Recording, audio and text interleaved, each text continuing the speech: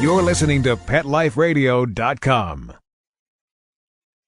This episode of Travel Tales is brought to you by Audible.com. Get a free audiobook download at audiblepodcast.com/Travel Tales. TravelTales. Over 75,000 titles to choose from for your iPod or MP3 player.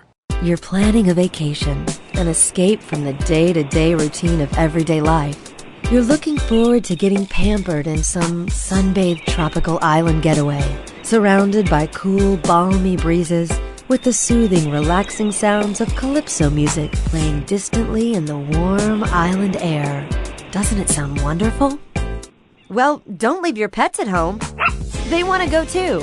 Welcome to Travel Tales, the show where you'll get great travel ideas on perfect places for you and your pet.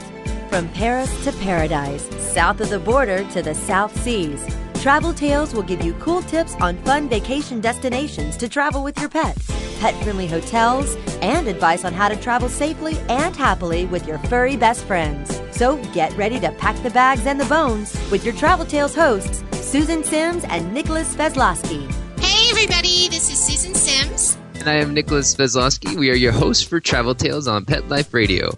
And as editor and publisher of Fido Friendly Magazine, we know travel. Yes, we do, and we can't wait to share our years of dog travel experience with you during our podcast each week. Yeah, and on today's show, we will be talking about great Fido-friendly destinations. Yep, and we'll be talking with Sheryl Matthys, who has written a book called Leashes and Lovers, and she also coordinates outings with Fido, such as kayaking with your furry best friend.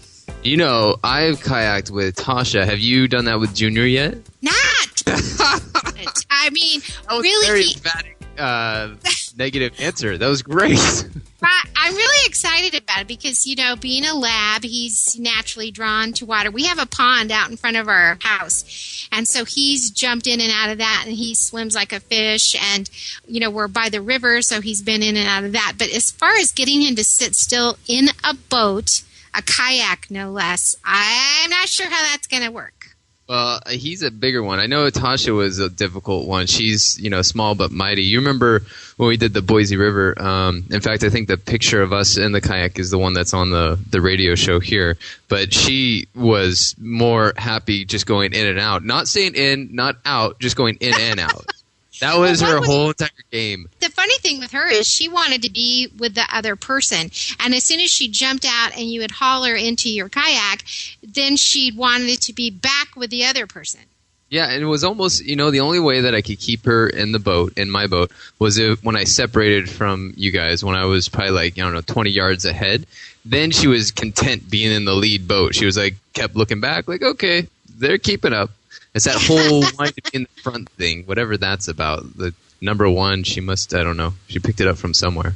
I don't know, but I read, our two dogs who have since gone to Rainbow Bridge, Zoe and Maddie, years ago, we tried to put them in a canoe, and that was really interesting because if you remember Maddie, she was a chocolate lab mix, and she probably was 85, 90 pounds. And then Zoe was a little fox red lab, and she weighed in around 75 pounds. So we were somewhere, and my husband, Greg, and I decided, well, let's just take them out in the canoe. How much fun. And we had no idea. And so the guy who was getting the canoe ready for us said, I'll stay here to make sure you guys are okay. And we said, we're fine, no problem.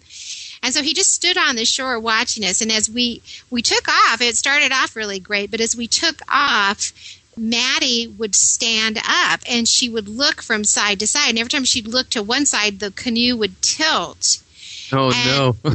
Yeah. And then Zoe was up in the front, and all she wanted to do was, get in the water. So we had Maddie standing up, tilting the boat, Zoe trying to get out. And so Zoe did jump in, and then Maddie tried to go after her. Well, needless to say, the guy that was on the shore kind of said, stay there, I'm coming to rescue you. Well, I don't think for you and Greg, your husband, I don't think that being in the same canoe or kayak is beneficial.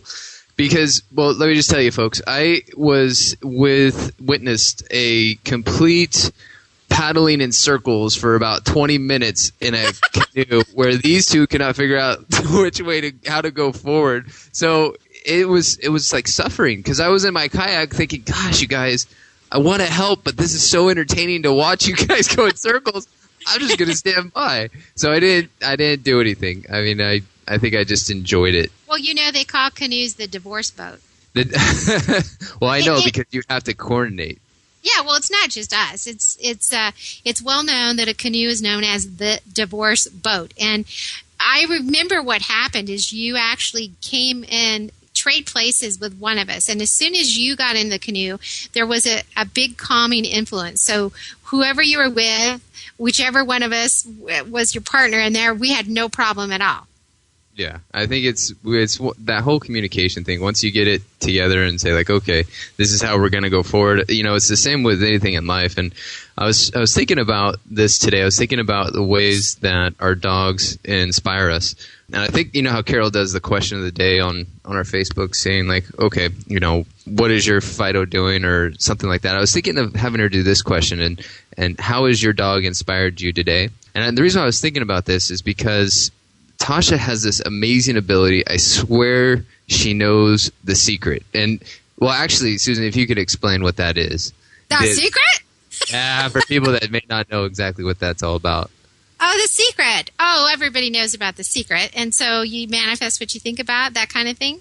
Yeah, exactly. So if you can think just a little bit more, say what that whole movement, I guess, is about, that movie, the book. Oh, well, it's been a while since I was on board with The Secret because it got totally hyped out of control. But because people felt if they just thought I'm going to win the lottery that they would just go buy a ticket and they would win, rather than making that the mantra for their everyday life and being in total vibration of how they feel and what they want. And I know with Junior, he knows the secret because when I'm sitting at the computer, he comes over and stares at me. And then if that doesn't work, he puts his paw up on my knee. And if that doesn't work, then he climbs up, puts both of his paws over my shoulder and licks me till I have no sense left. And then I get up and take care of whatever he wants. Yeah, well, that's exactly what I think it is they have this, like, undeniable force of determination where I'm not doing anything. Like, today I was just kind of zoning out and thinking about what I'm going to do today. And all of a sudden I noticed somebody was looking at me. And I was like, what's going on? So I look and I see Tasha's just, her gaze just staring straight at me. And I'm thinking, okay, she wants something, right?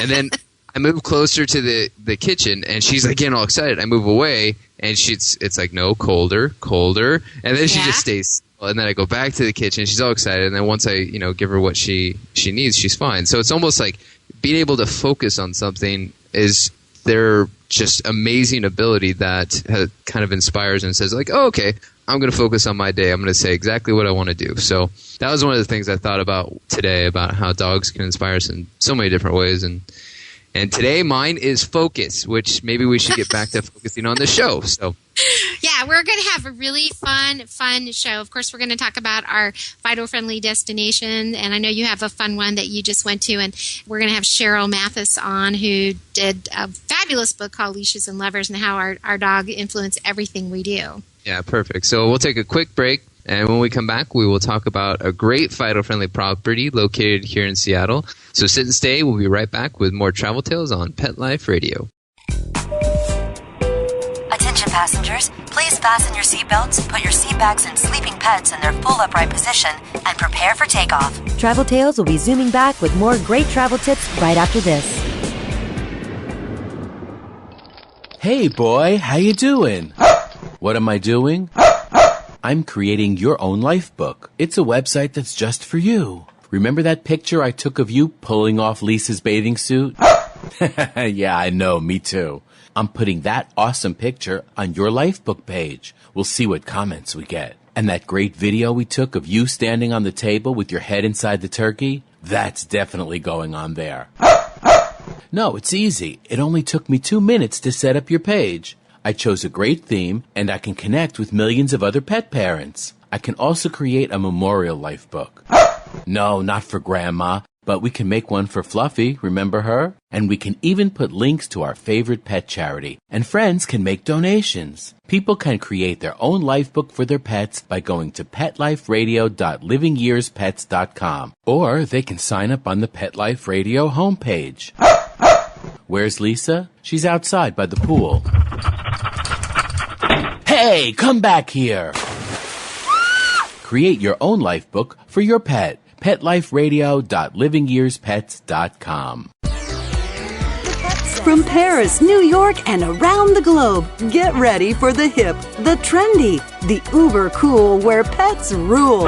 If you've got a passion for pet fashion and a flair for animal wear, this is the ultimate place to take a peek at what's chic in the world of designer pet fashion and cool new pet products. The Pet Set, every week on demand, only on PetLifeRadio.com.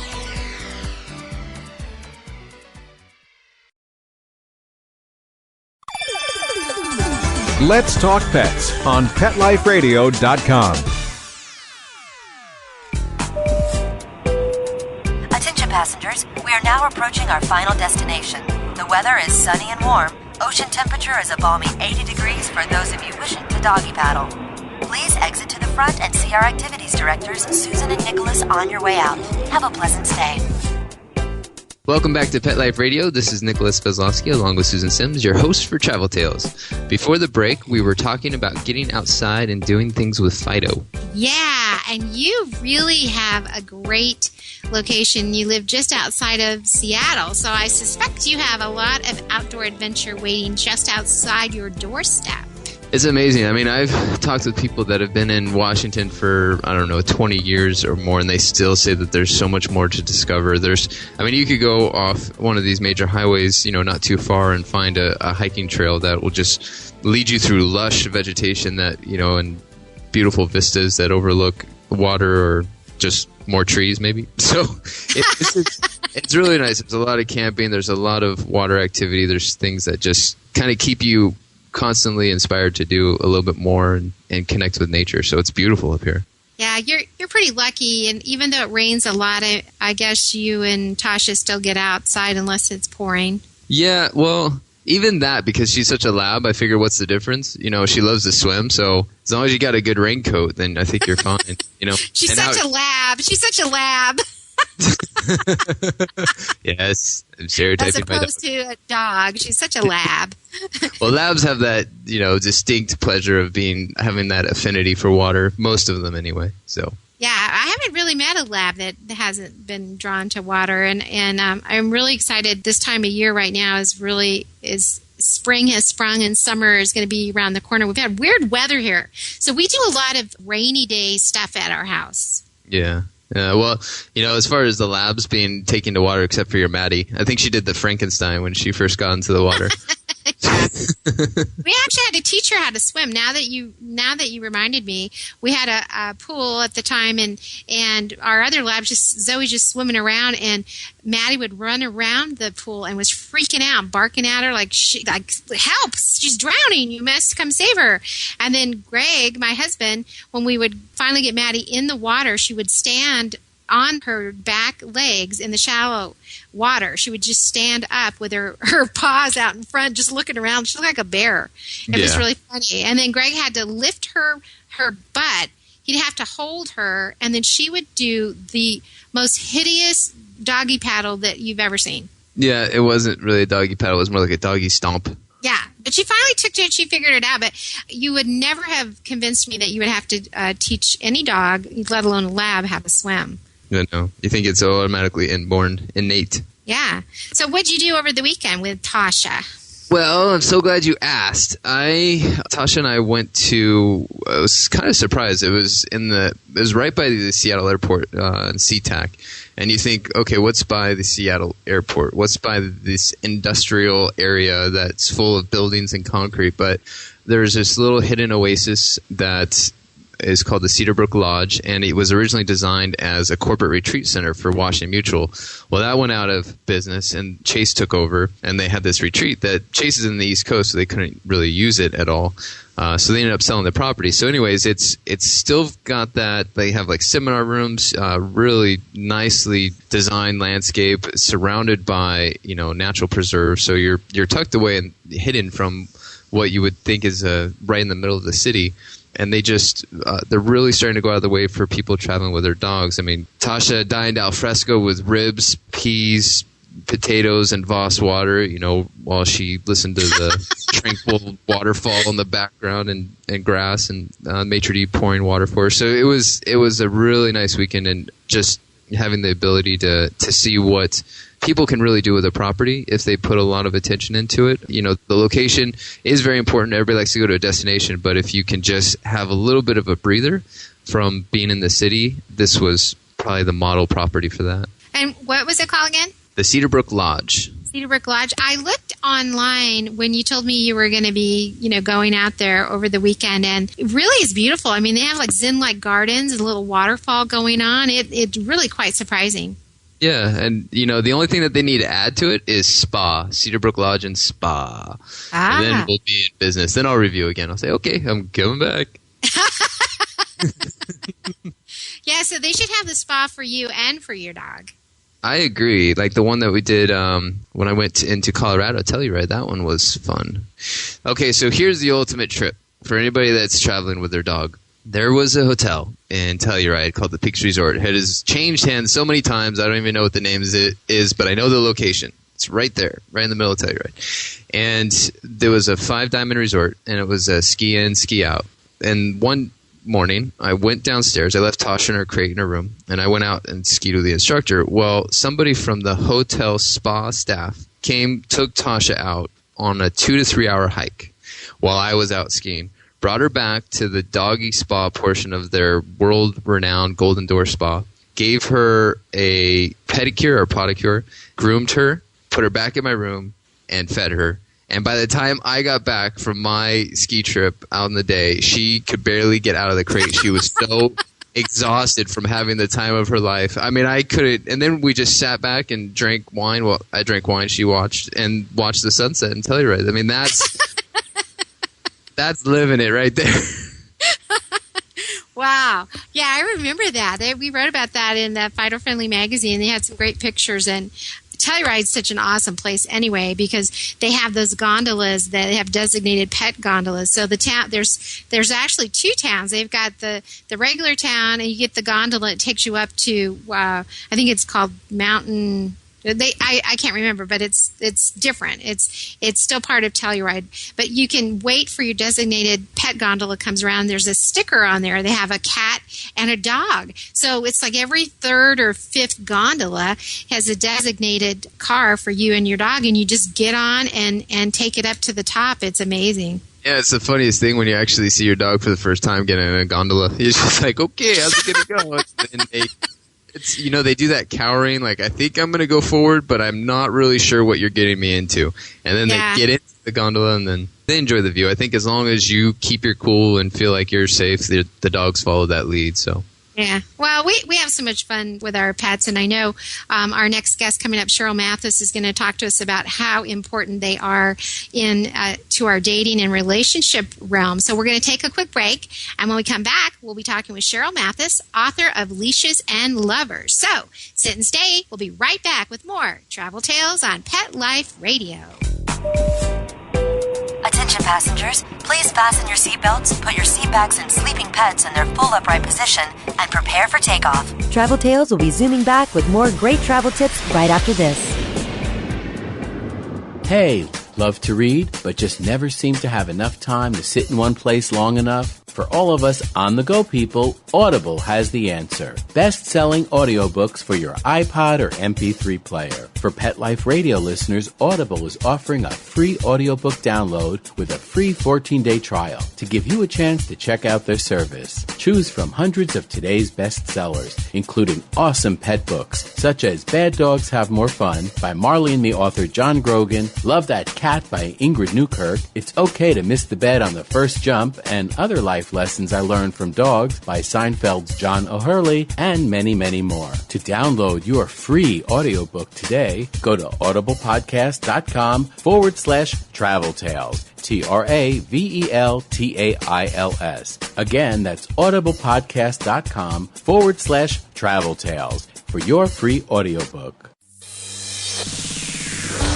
Coast to coast and around the world, it's All Behave with Arden Moore. Find out why cats and dogs do the things they do and get the latest buzz from wagging tongues and tails in Rin Tin Tinseltown.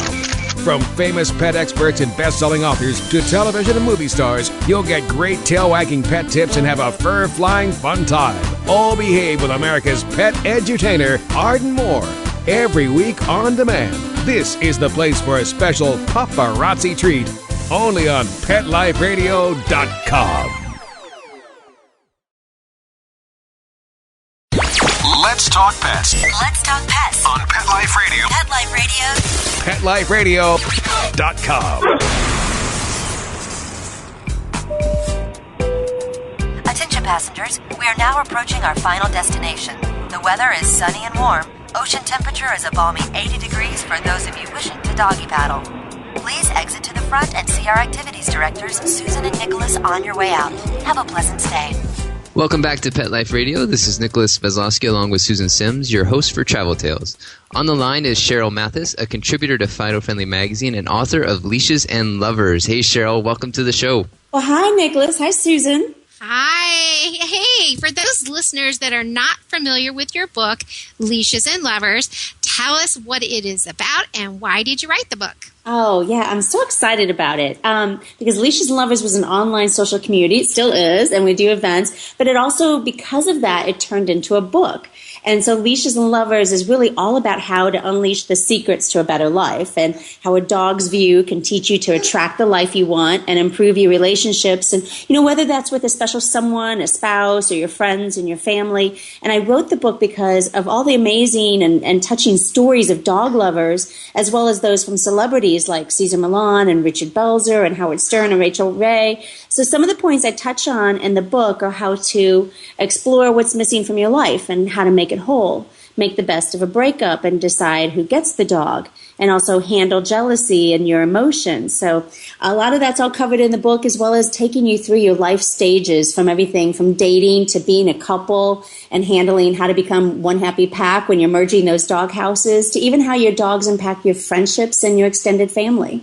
Wow, that sounds great. You know, you mentioned something very close to my heart, and that was, not only relationships, but the fact of when a relationship is over, who gets the dog. Now, when I ended my last relationship, a long-term where we actually got Tasha, it really wasn't a negotiation, so to say, as I just said, the dog's coming with me. I mean, do you have anything to help people that are on the other end to deal with that? Because I mean, really, I think when it came down to it, you know, she was my dog, and there was no question about it. So that has to be one of the hardest things I think people have to deal with.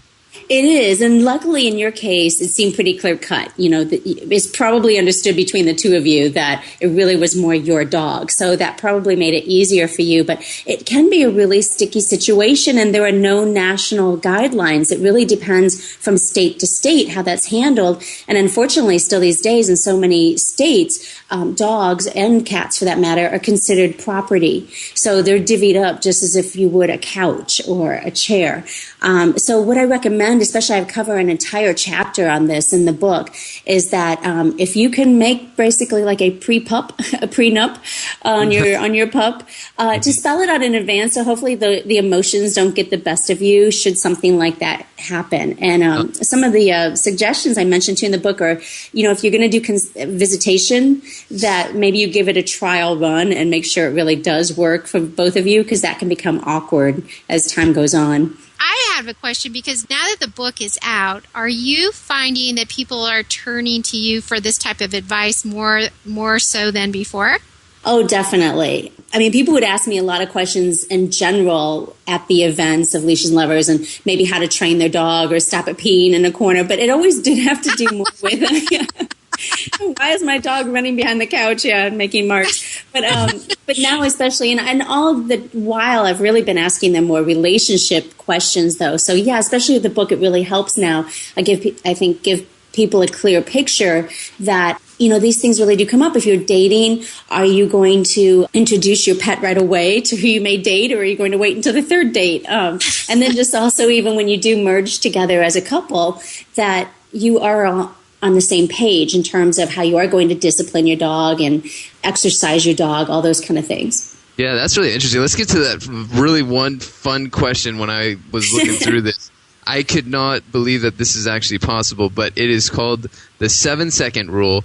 And if you can please explain that, I think that this is great that you have this in your book. Oh, good. Yeah, I love this one. And I was just so astounded when I came across it. But in 7 seconds of sniffing, your dog sniffing another dog, your dog will know that other dog's age, sex, demeanor, health, and mood. And, we're only usually guessing at that when we see somebody. But they can detect that through their sense of smell, because their smell receptors are so much greater than ours, like 1,000 times greater. But that they can even, what really amazed me is that they would even know the health and the demeanor of another dog. And I had 2 greyhounds, and for the longest time, even over the years, they would still sniff each other almost every day. And I would think, don't you know each other by now?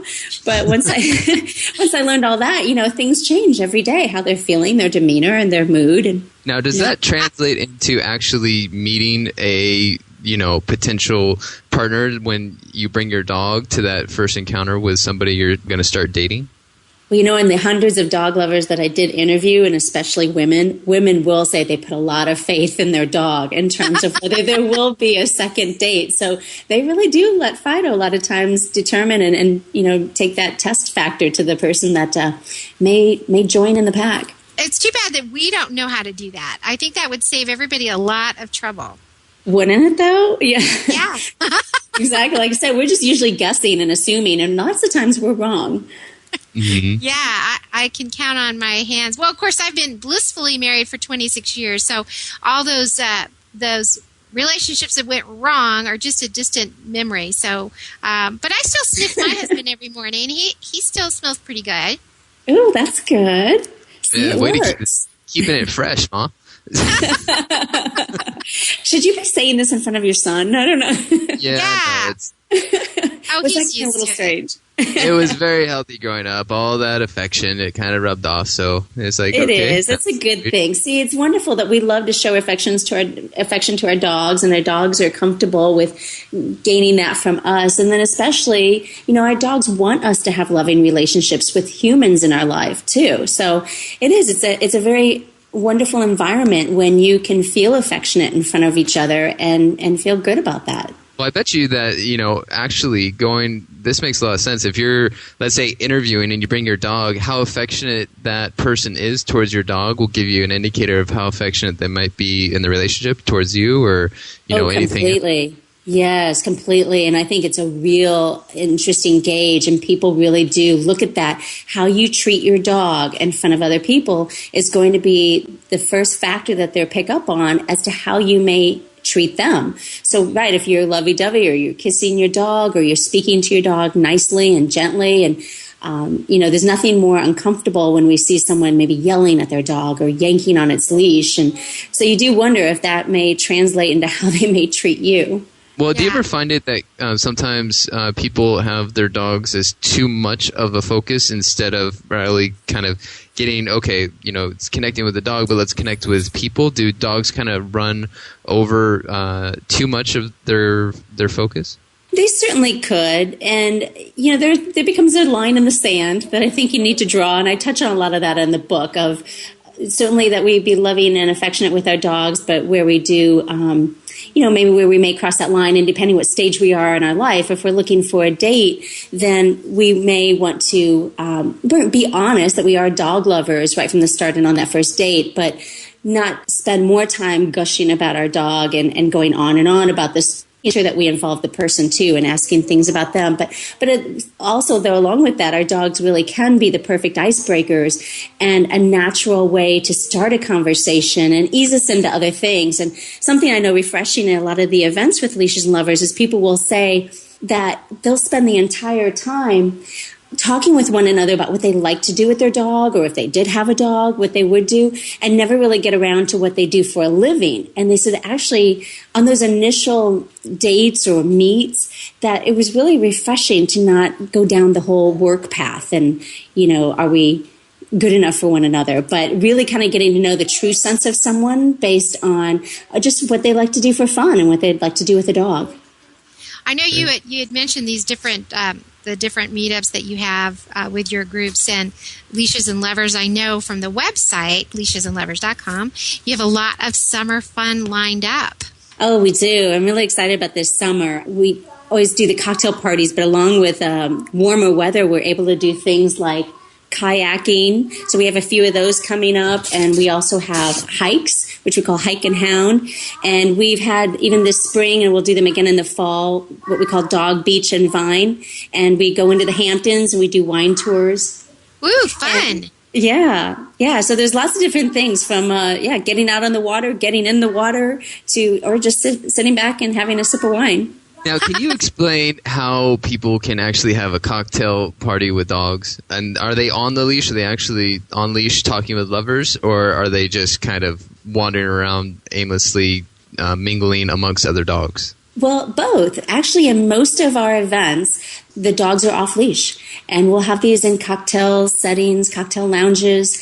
And I think actually it makes everyone more comfortable. And what's incredible is you hardly ever hear a dog bark.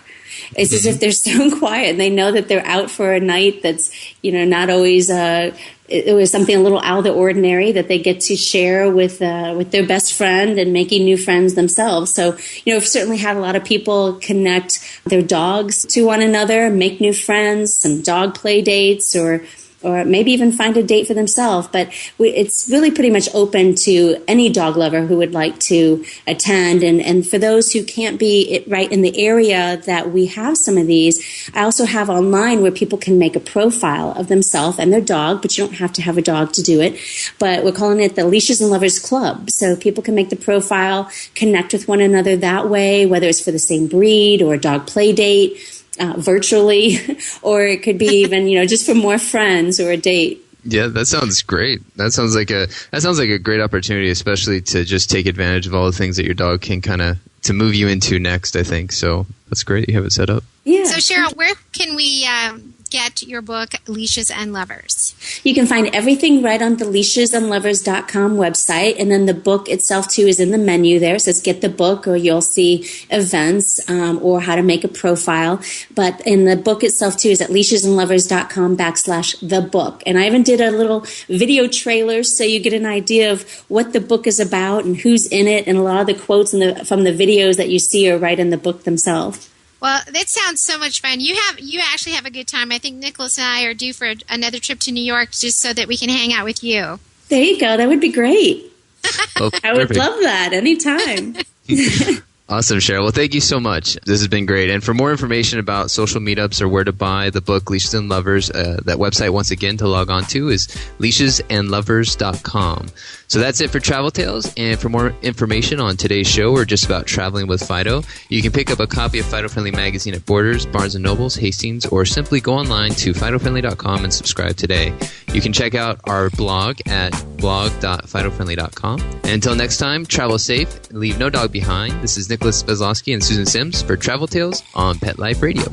Pet Life Radio presents Travel Tales, the show where you'll get great travel ideas on perfect places for you and your pet. From Paris to paradise, south of the border to the South Seas, Travel Tales will give you cool tips on fun vacation destinations to travel with your pet, pet-friendly hotels, and advice on how to travel safely and happily with your furry best friends. So, get ready to pack the bags and the bones with your Travel Tales hosts, Susan Sims and Nicholas Vezlowski, every week on demand, only on PetLifeRadio.com.